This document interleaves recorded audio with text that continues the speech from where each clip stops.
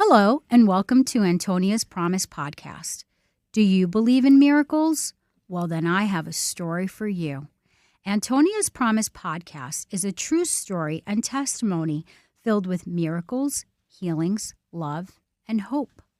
On February 10th, 2019, I prayed for a miracle with my rosary wrapped tight around my hand and a picture of Jesus by my side. I prayed that if God granted me my miracle, then I promised that I would speak love and light as a vessel for Him. On February 11, 2019, the day of the sick, Feast of Lady of Lords, I received my miracle. I'd like to invite special guest speakers on my podcast to share their story of miracles, healings, and hope, and how God has created miracles in my life. Join me as we bring love and light to listeners everywhere. Please visit antoniaspromise.com today for more information and to learn more about my true story of healing and miracles through the intercession of the Virgin Mary to her Son, Jesus Christ. Hello, and welcome to Antonia's Promise podcast. Today on the show, we have a very special friend of mine by the name of Joe Cirillo.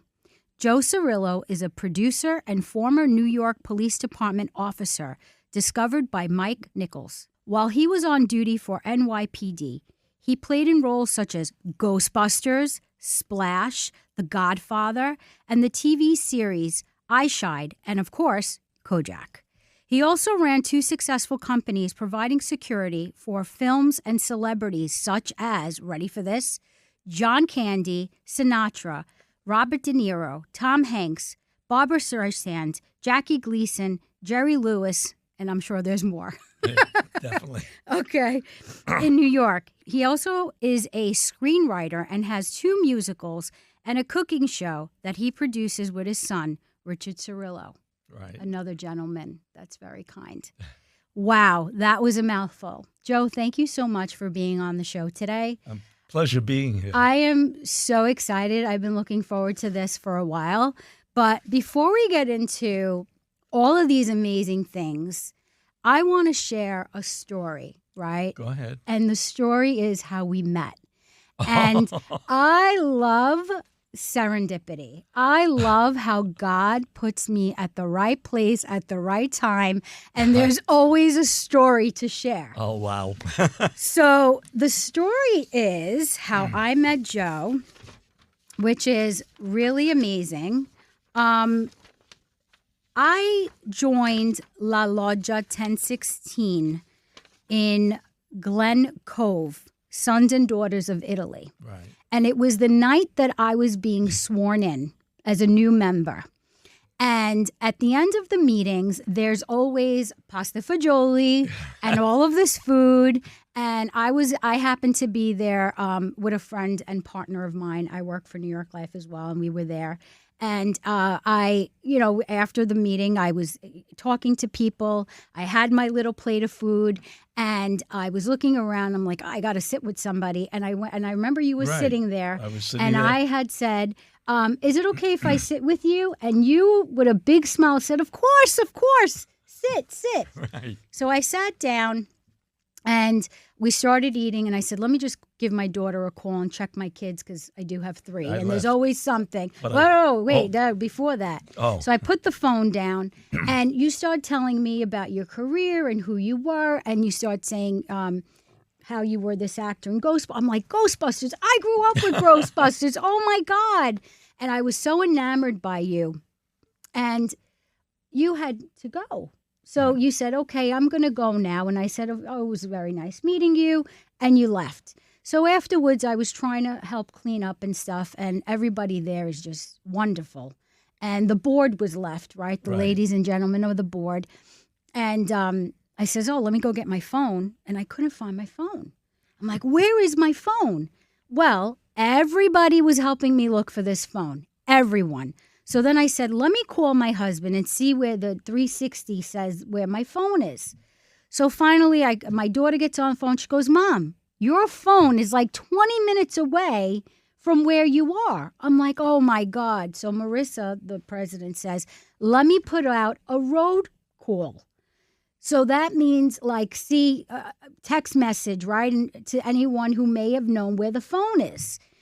So she puts out the roll call, and all of a sudden she answers the phone. She goes, "Oh my God." And everyone's waiting. They go, "Who has it?" And she goes, "Joe Cirillo." I go, "Ghostbusters has my phone." And I went to your house, and there you were with a book ready for me.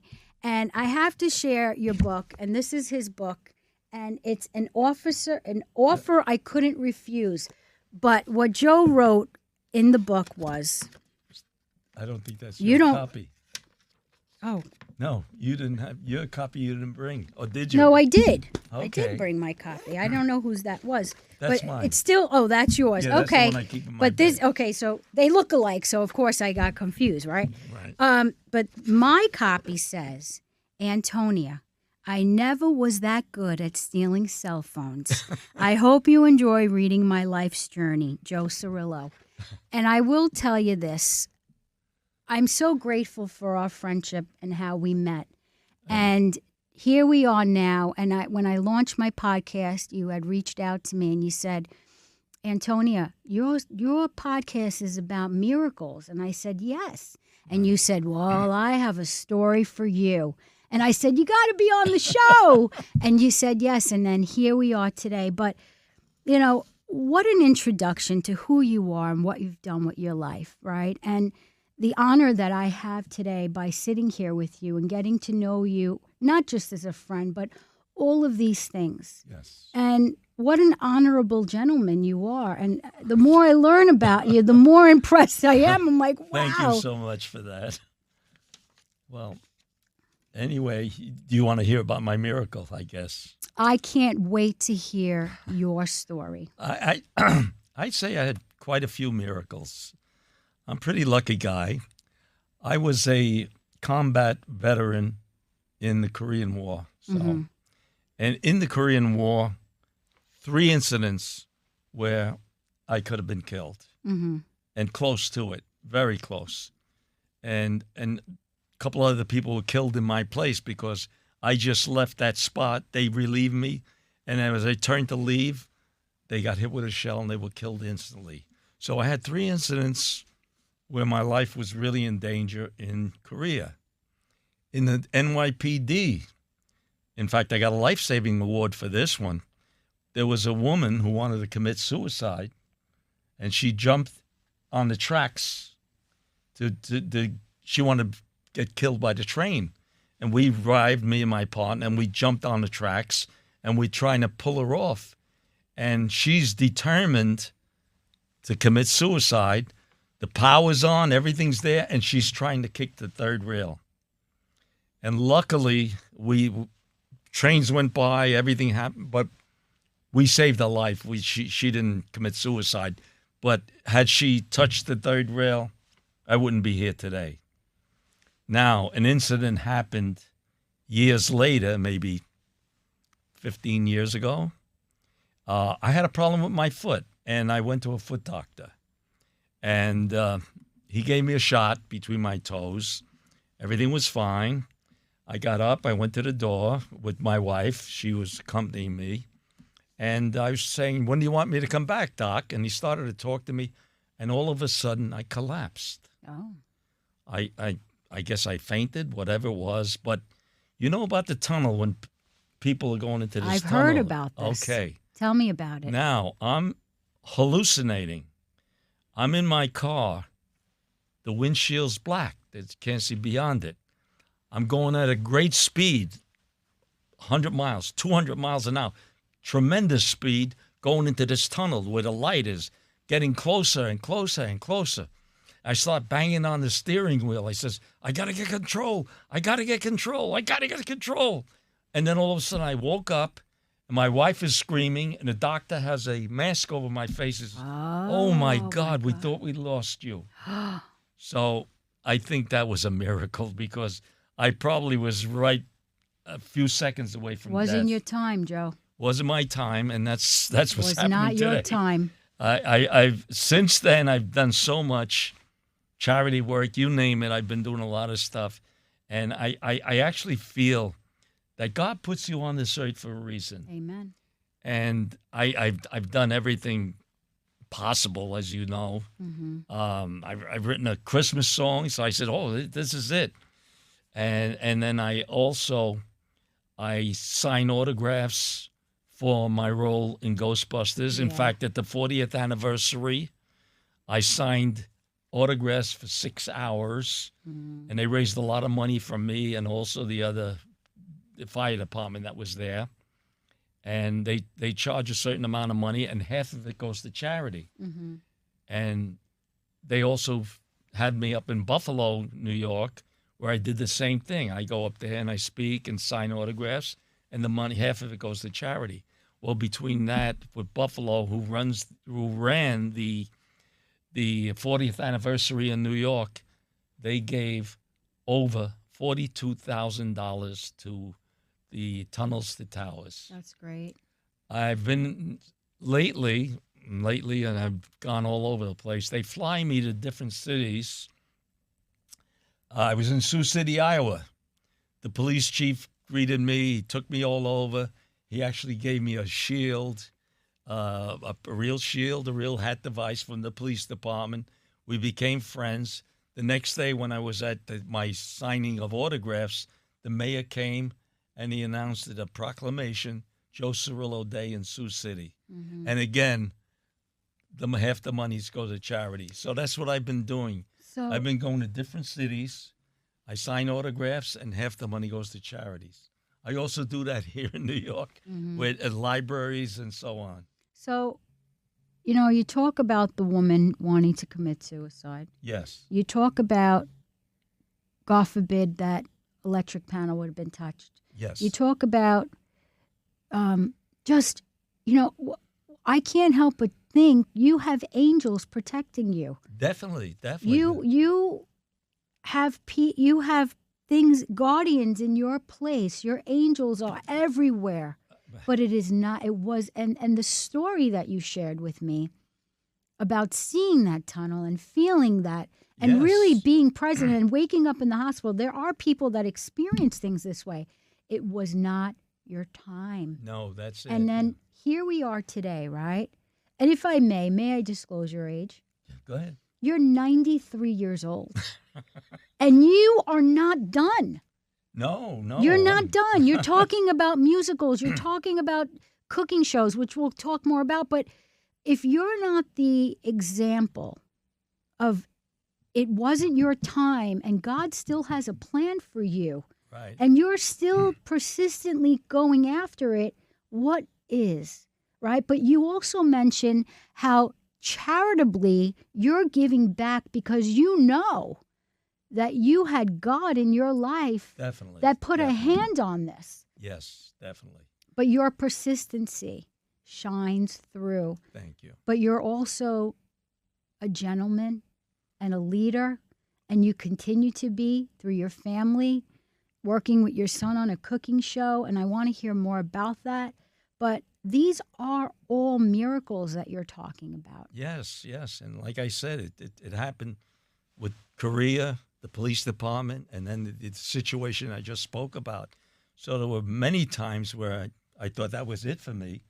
But like I said, I think we're all put on this earth for a reason. And like when I did the Christmas song, which is published in a lot of churches, local churches play it, I said to myself, well, this is maybe what he wanted from me, and who knows, maybe this is it.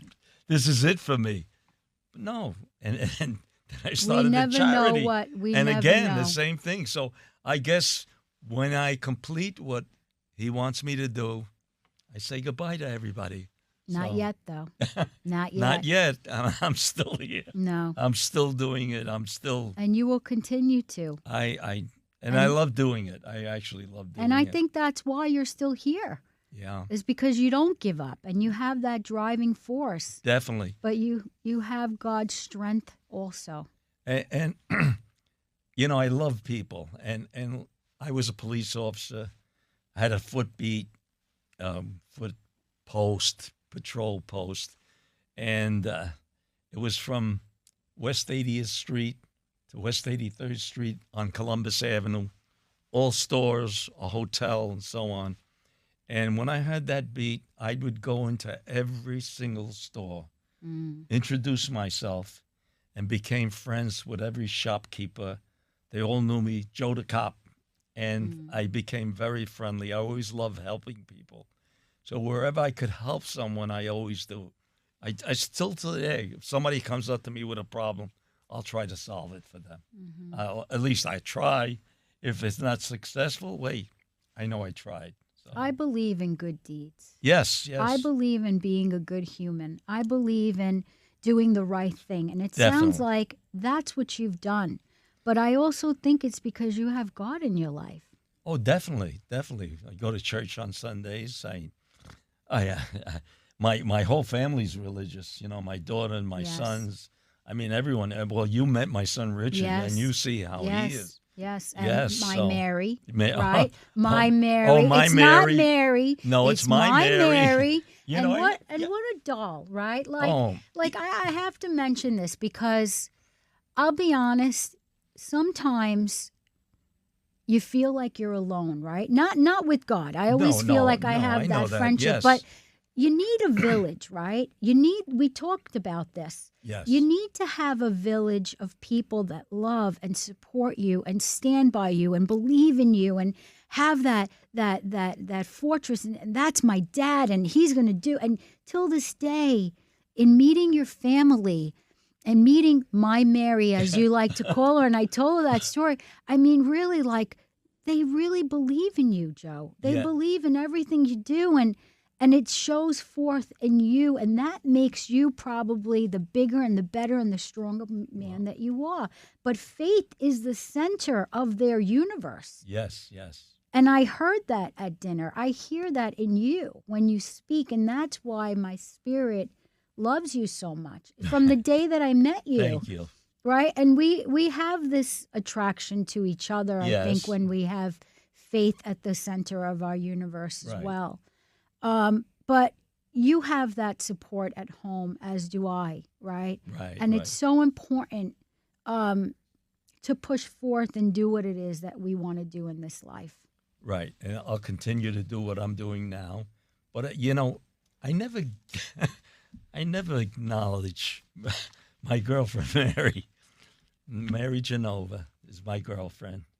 And she was the one who actually told me or said to me, you have to finish your book. You know, I started writing my book, and I only got so far, and she kept plugging away at me, Joe, you have to finish it. And she's the reason that I finished the book. Now I go on speaking, you know, like I said, signing autographs in libraries and so on, and Mary's always there with me.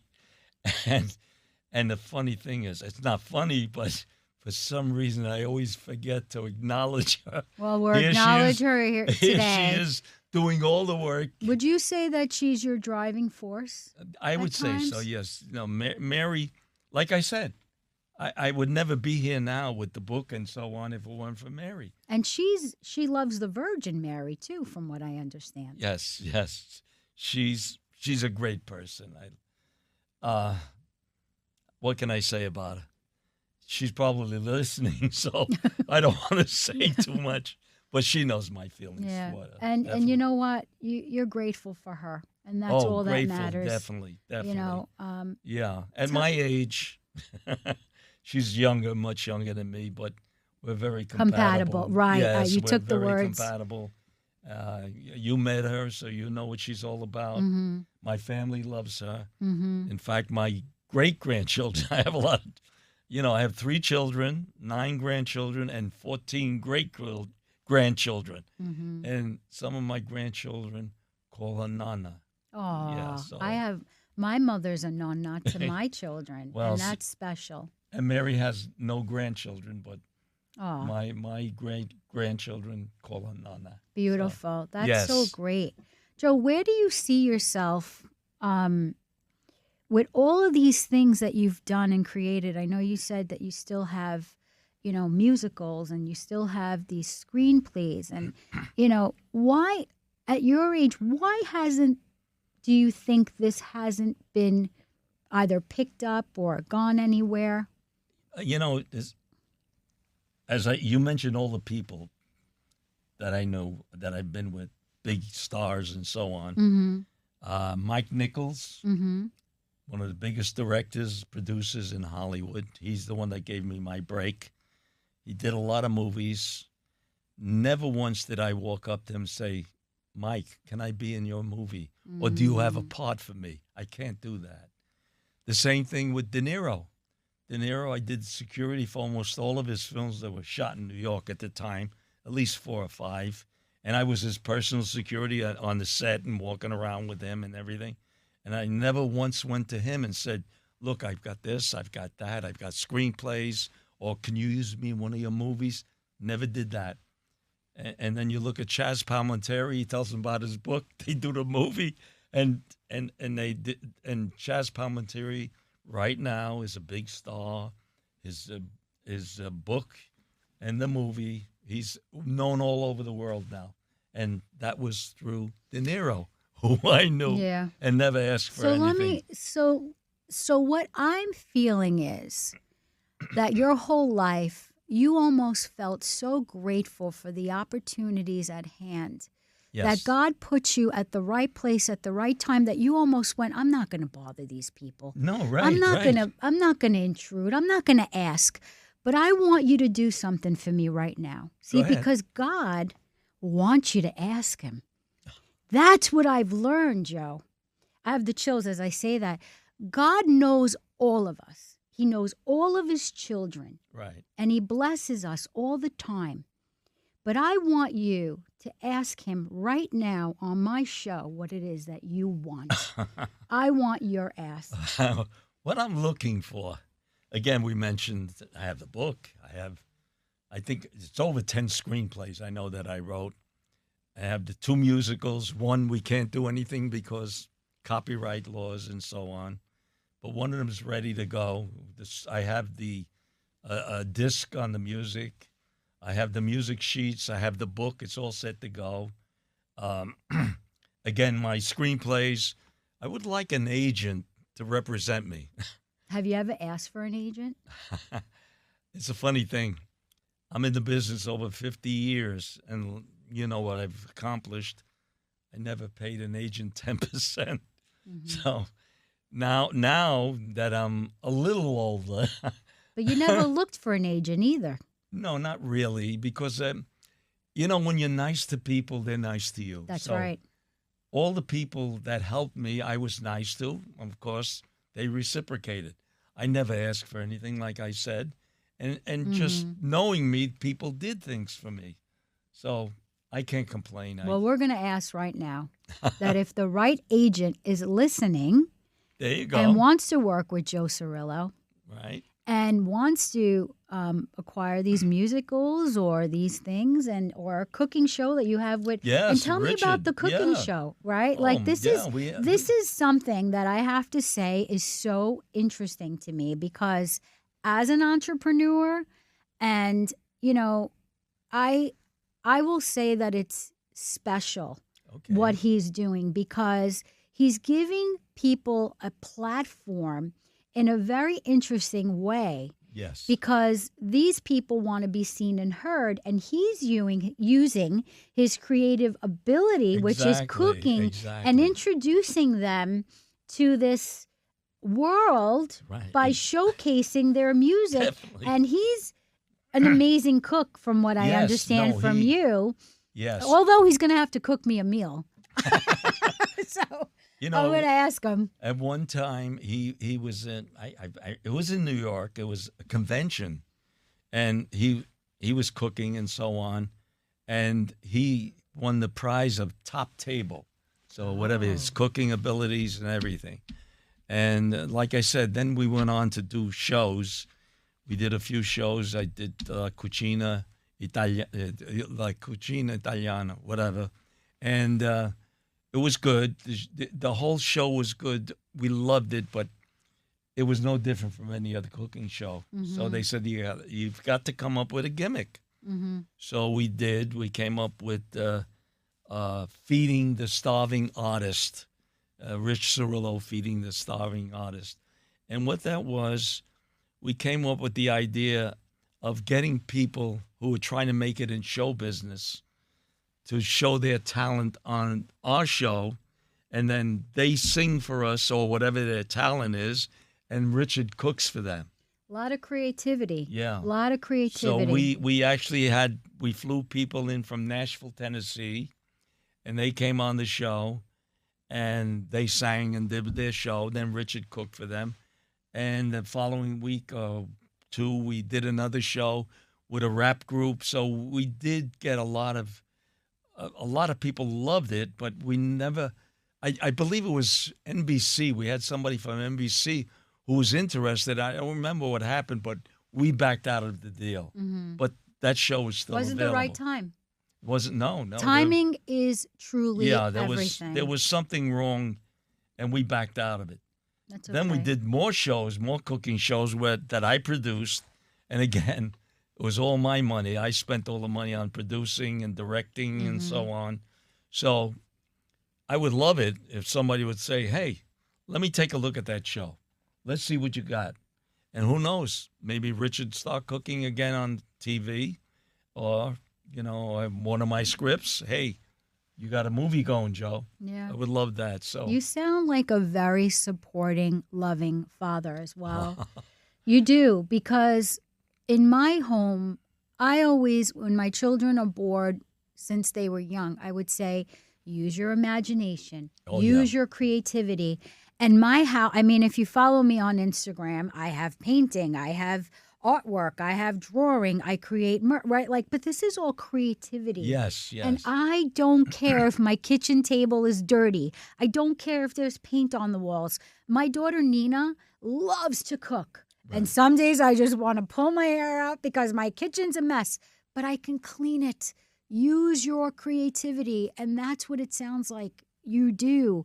You allow your children to be creative and and full of every color of the rainbow in there, and use that. And that's so important as a parent. And yes, definitely. And you stand by that. And yes, I love that.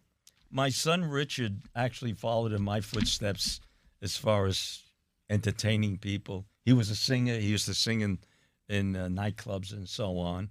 So he has a great singing voice. He also did a little acting, again, with the cooking show. So he followed me in that direction.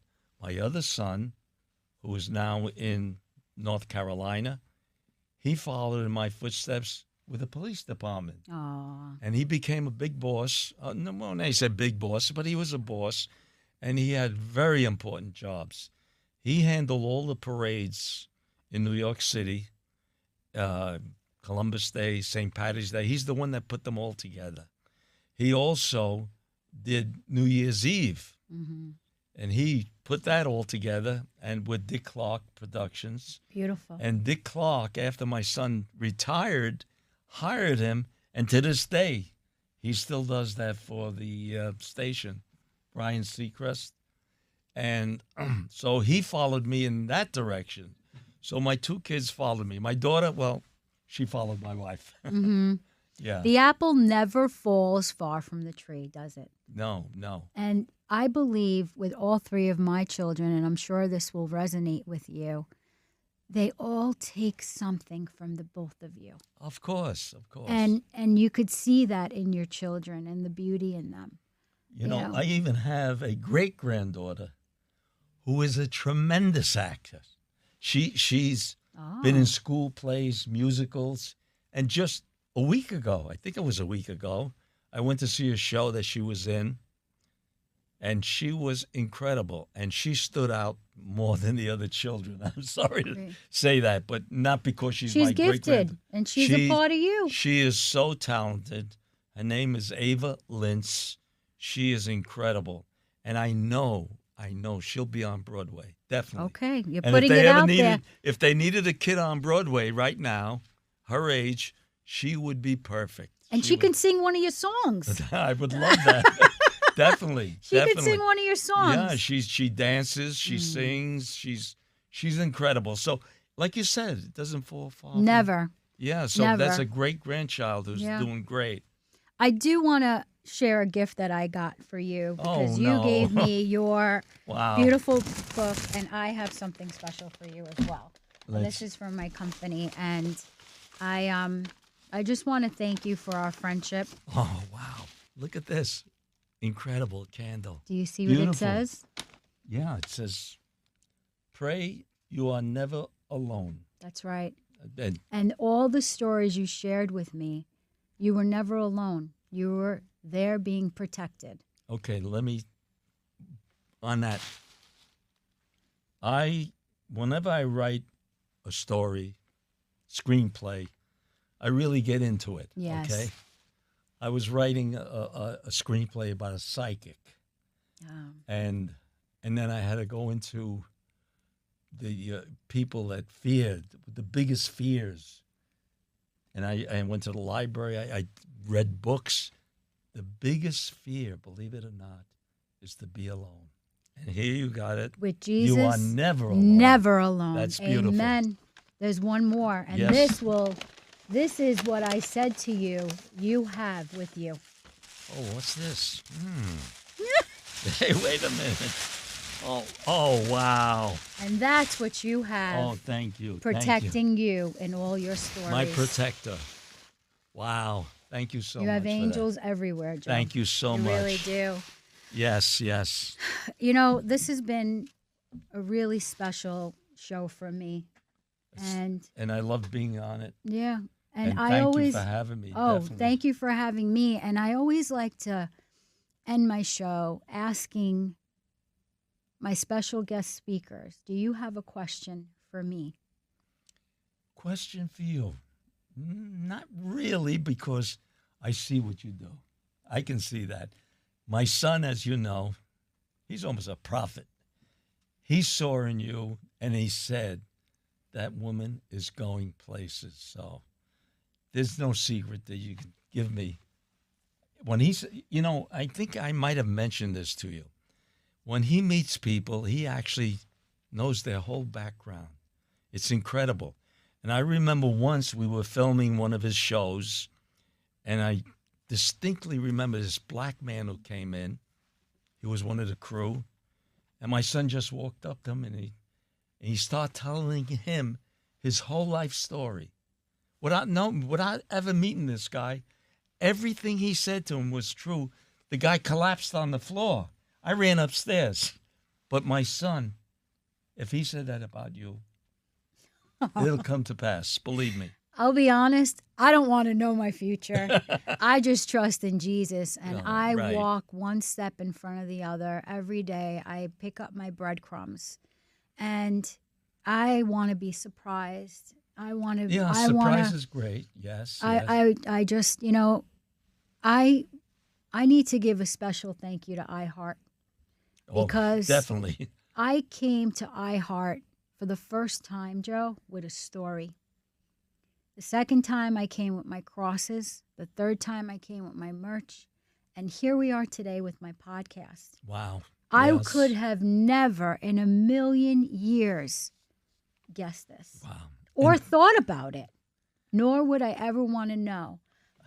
But God's path for me is, I don't know what it is. Wow. But I'm just here to follow.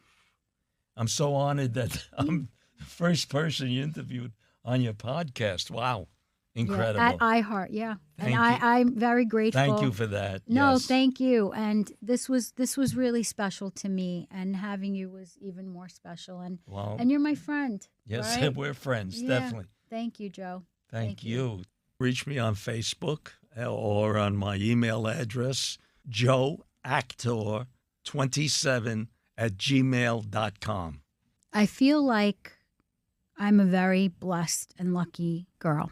I had Joe Cirillo on the show today at iHeartRadio, and a big thank you goes out to iHeart, as I said. But a big thank you goes out to God, because I believe in serendipity, and I believe that God puts the people in your life at the right place at the right time. I met Joe by no coincidence. He is all of the things that we spoke about today. But he had such beautiful stories about miracles. And the presence of God at the right time, at the right place. And that's what Antonia's Promise podcast is all about, sharing these stories with listeners everywhere to remind you that you are never alone, that there's always your angels there, your guardian angels are there, and God is always there watching over you. I hope and pray that anything that was said today resonates with you. And I'm grateful for the opportunity that God has always given me as I